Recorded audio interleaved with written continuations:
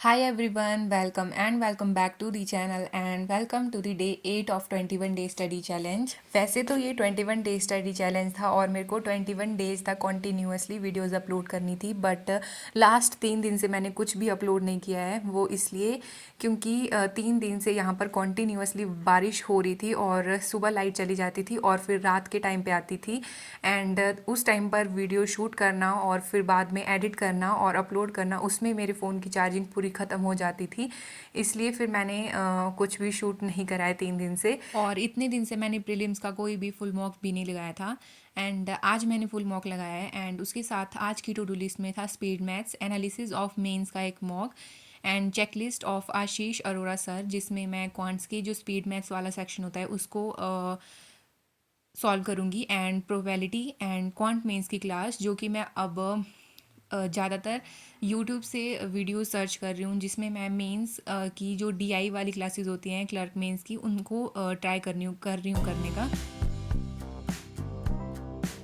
इसके बाद दिया था मैंने आईबीपीएस क्लर्क का प्रीलिम्स का मॉक एंड मैंने दिया था मॉक नंबर 15 एंड इसमें मेरा स्कोर है 59.3। और इसमें मेरा रीजनिंग का सेक्शन बहुत बेकार चला गया था, तो मेरे को लग रहा था कि ये पूरा मॉक ही मेरा ख़राब हो जाएगा। And percentile is 99 and rank is 181। But इसमें शायद रीजनिंग का सेक्शन थोड़ा लेंदी था एंड क्वेश्चन उसमें बहुत ऐसे बड़े बड़े दिए हुए थे, तो मेरे को लगा कि मेरे से ही छूट रह गया है सेक्शन करना, बट बाकी लोगों का भी रह गया था। एंड रीजनिंग में मेरा स्कोर है 24 एंड परसेंटाइल इज़ 99। इंग्लिश में सेम, इंग्लिश के 6 क्वेश्चन गलत हैं, परसेंटाइल इज़ 92 एंड क्वांट में आज ये क्वेश्चन गलत हो गया है, percentile is 99 and here is overall 7 question गलत हैं एंड ओवरऑल परसेंटाइल इज़ 99।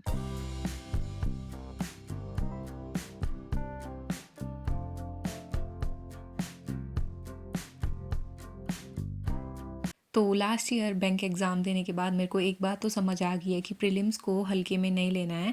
जब मेरे लास्ट ईयर भी एग्ज़ाम होते थे तो मैं ऐसे ही फुल मॉक लगाती थी और मेरी परसेंटाइल 80 के आसपास रहती थी हर एक मॉक में। एंड मैंने ऐसे ही किसी को यूट्यूब पे सुना था कि अगर आपकी परसेंटाइल 80 to 90 के बीच में आ रही है देन यस तुम्हारे प्रीलिम्स क्लियर हो सकते हैं, लाइक हो जाएंगे, ऐसा बोला था। एंड मैं उसी कॉन्फिडेंस में थी कि हाँ मेरी परसेंटाइल इतनी आ रही है, 85 तक आती थी। And but I think main जो होता है वो उसी दिन होता है जिस दिन आपका एग्ज़ाम होना होता है।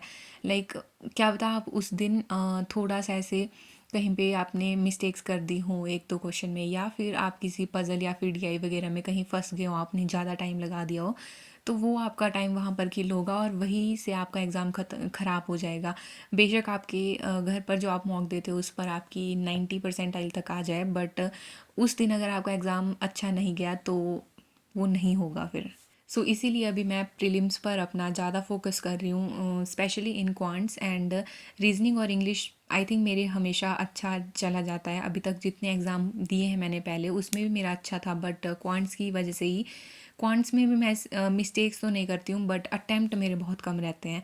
सो यस, एंड मेंस के लिए भी मैं कुछ क्लासेस देख रही हूँ एंड सेक्शनल मॉक लगा लेती हूँ रीजनिंग या फिर इंग्लिश का, एंड क्वांट्स के लिए मैं क्लासेस ही कर रही हूँ अभी के लिए।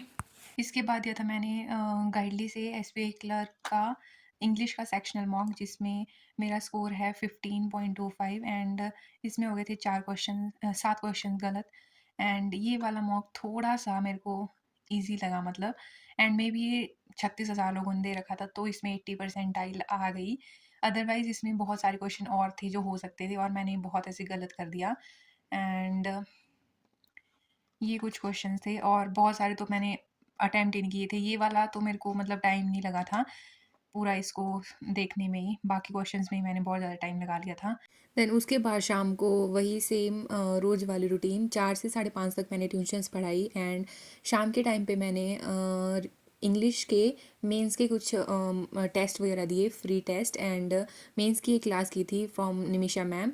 And if you are also a bank aspirant and preparing for bank exam 2026 then don't forget to like, share and subscribe my channel. Thanks for watching.